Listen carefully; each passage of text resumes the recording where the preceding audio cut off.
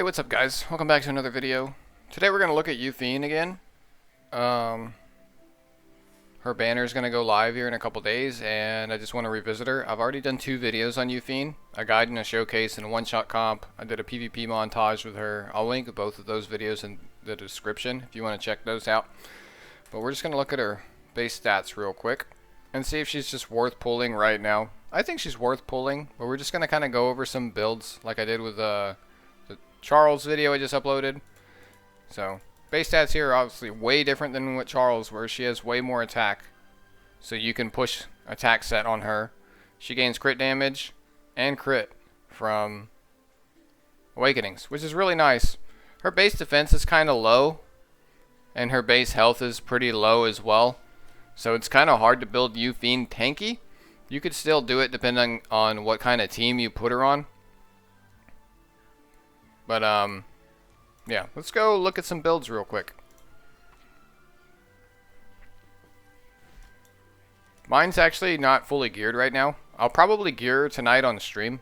But this video will be live after I stream, so rip. Let's talk about special equipments first. This is the one I use for more damage on Slash. This actually makes her do a shit ton of damage with the rest too. The effectiveness here is a nice bonus, but if you roll low on this, it's not a big deal. I don't really use her to land debuffs. I use her to kill things, just like Charles. So the 30% damage here is really nice, especially if you're using her with like Lilius or like Tamarin, for example, to proc those dual attacks. She's really good for like Hall of Trials. I use her in Hall of Trials against Nilgal a lot. So yeah, artifact options. Hellcutter's a really good option if you're lacking crit, basically on any warrior in the game.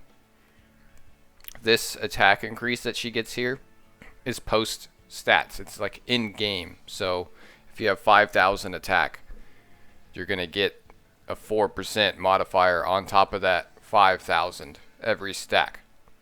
Hellcutter's sick on her. If you build her really slow on Hellcutter, she's going to hit really hard. Other options are Portrait, Draco Plate, and then Uberous Tooth, which is on my Alencia right now. This right here is another good option. We'll take a look at her artifact that's going to be on her banner as well after we look at some builds. So this is just extra gear I have on her right now. I took some of her gear off and put it on other people. So let's just go in the equipment manager and I'll just go over a few builds. Let's start with a speed build. So if you just want her to be really fast and do a lot of damage, to be like a super threat, right? So probably just gonna end up taking all my Assassin Collies gear. Maybe not though. Let's give her a crit set too, because she needs some crit.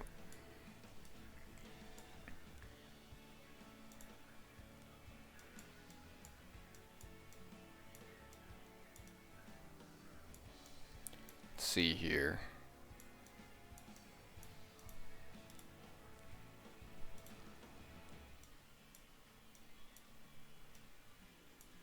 Could use this one. 91, that's not bad. And then we just need some speed boots, right? Speed boots on speed set. She's going to gain 40 speed just from the boots, which is like 186, and then another 27 or so, something like that.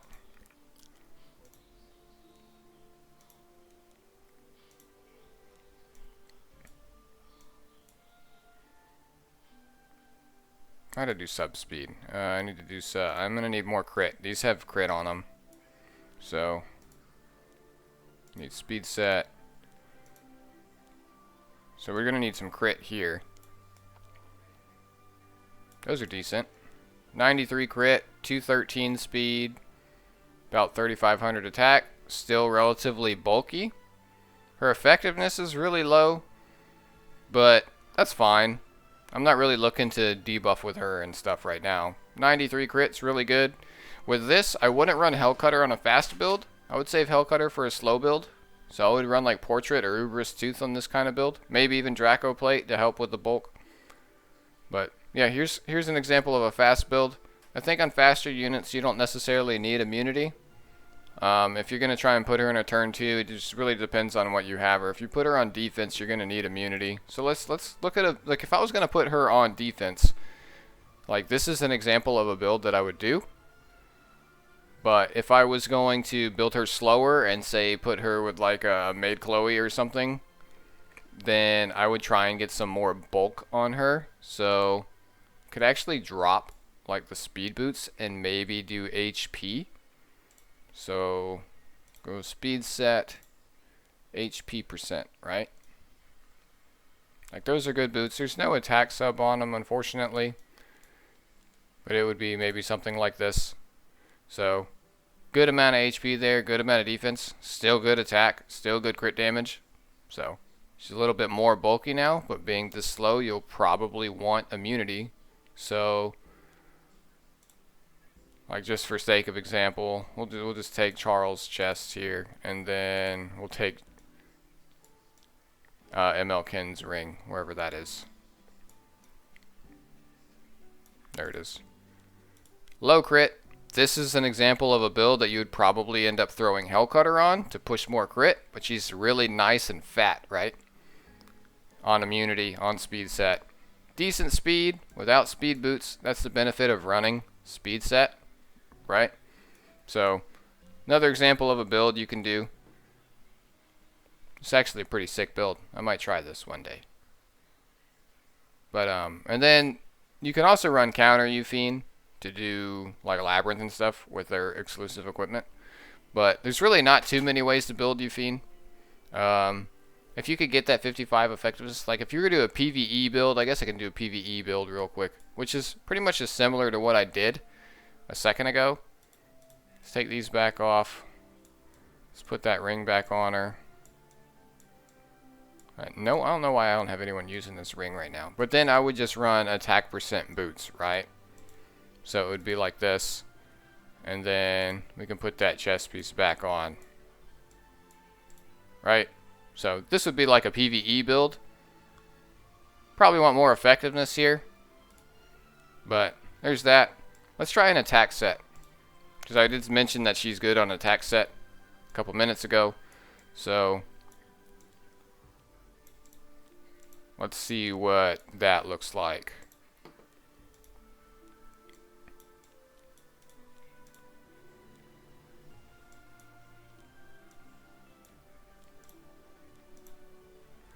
We're going to still want a crit damage neck.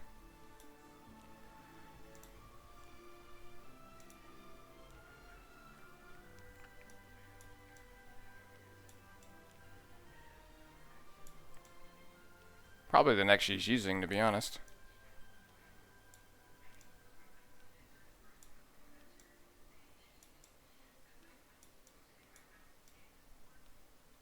Let's just pick the neck last.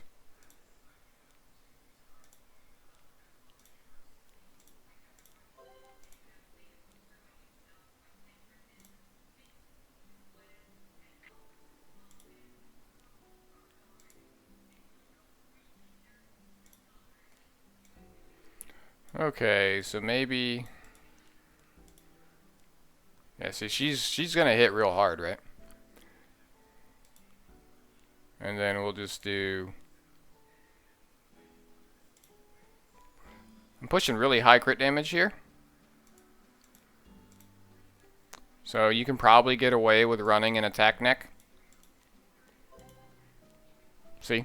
No crit damage neck, over 5,000 attack. Good crit. This is another build you would run Hellcutter on if you ever slow. Or you could pair her with a Midnight Bloom if you're looking to like Oxlot's boost into her. Good, better effectiveness on this. This is a build that I used to use on her, which I might go back to since I'm not using this gear on anybody. And I can just put these boots on her instead.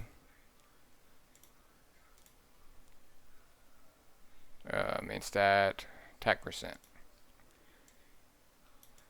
So I could just put those on. Loses a little bit of crit, but that's okay. With Hellcutter, it's fine in PvE situations.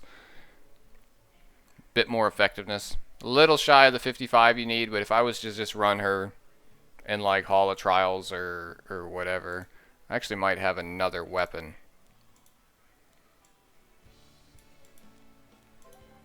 Yeah, so You get a lot of free attack gear. Examples right here from doing Adventurous Path. She's a very good candidate for your Adventurous Path set. If yours rolled well. Mine didn't roll well, unfortunately. I don't think I kept any of it. Actually. Did I keep the chest piece?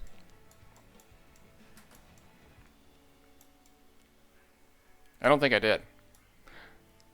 I think I got rid of literally all the Adventurous Path gear because none of mine rolled good on this account in comparison to the other gear that I've farmed.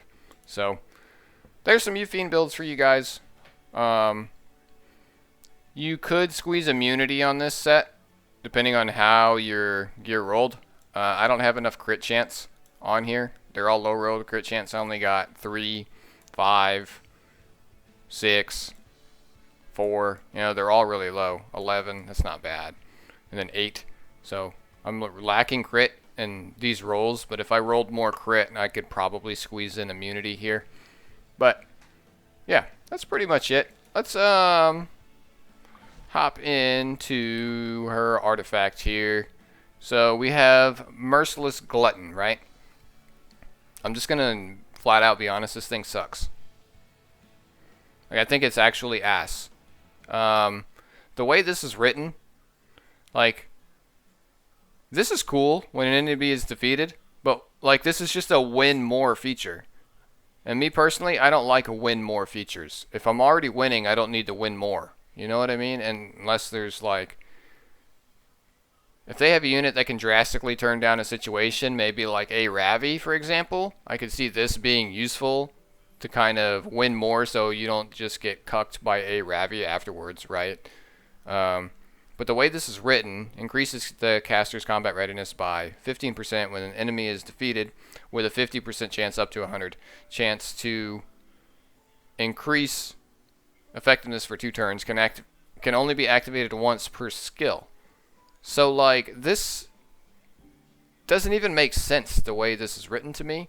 Like, yeah, so she gains 15% when an enemy is defeated. So technically, if they're holding on this artifact, right, and you kill a unit with something else, this unit's going to get a CR push, which is pretty good, right? But, so I guess, like, a unit dies, they gain a CR push, and then they get increased effectiveness. I don't see where this would be useful at all, unless you're using it on something where, like, let's say you throw this artifact on, like, Kisei or something, right? And then you Oxlots in the C-Dom, and then pop somebody with C-Dom, and then boost Kisei, and then cleave. But why would you go in that order? Like, this just doesn't make sense to me. I don't know of any warrior that can really take advantage of gaining effectiveness when something dies. I just don't see it. Maybe like General Purgus. Like I don't see the usefulness in this artifact. I mean, if you guys can come up with something, drop it in the comments. I think this is too niche. If you're gonna summon for Yufine, I think ignore this thing. If you get some, like, I probably would dust it, to be honest. I just don't think it's very good. It's got really good art. I like the art. This might be my thumbnail right here. But that's about it. I just don't see the hype in this artifact right here. I just don't think it's very good. So, yeah. And also, if you're thinking about pulling, like, we have her in here now, right? So, if you're going to pull on Yufine, I would hold. See what this unit does, unless you plan on getting both anyways. Or, if you haven't pulled Charles yet, go for Charles. Yufine's great. She's good in a lot of places, but she needs to be enabled by other units usually. She's not really hard to gear. She's pretty easy to gear. She's hard to gear great. Like, to where, like, she looks like the ones that I showed you. Like, it takes some good gear. But just in overall usage, she's good for PvE. She's good for progression, but this game's not hard to progress in anymore. You can progress with 3 stars. Specialty change only units. Like, it's not hard to progress. You don't need this unit to progress in anything. She enables a Banshee one-shot, but yeah. So if you're interested in more info on Yufine, check the description for those other 2 videos that I'm going to post in there, and that's pretty much it. Like, I don't really know where else to go from here. I talked about artifacts, talked about this. Like the other ones, this increases the silence chance, right? I forget what this one does. I have to go look at them, actually. Let's go look at them again. Oh, the one, that other one increases buffs, right? That's this, this one. Increasing duration of buffs, right? This is what you use to, like, fully farm Labyrinth with her. You just pair her with, like, SSA, give her invincibility, and then you can solo all of Labyrinth, as long as you avoid the mobs that dispel. So Yufine's a great unit. I use her all the time in Guild War. If you've been following me for any time, you could always just go back and you can see times where I've used Yufine. I hardly lose with her, as I use her in combo with Angelica and General Purgus. So I get immunity on her. Generally, I give her an attack buff. I use General Purgus to strip off Fallen Cecilia's skill nullifier, and then I just pop them with Yufine. And the comp that everyone struggles with, you know, which is Charles, SSB, FCC, right? A lot of people struggle with that. So if you're looking to improve your Guild War, Yufine's a good unit to pull for that. She deals with this comp really easily. But for other things, I don't think she's fantastic in RTA. I think she's too squishy to be really good in RTA. Personally, I would always pick Charles over Yufine when I'm drafting in RTA 100% of the time, unless I had Yufine built on a pure speed build and she was like 230, 240 speed, and I could just instantly remove something from the game, you know? Or if I was going to try an Oxlots boost into her, she's good for that as well. But like I said, you need enabler units to use her in those kind of PvP situations. So it's really up to you guys. Yufine's a great unit. She's waifu, you know.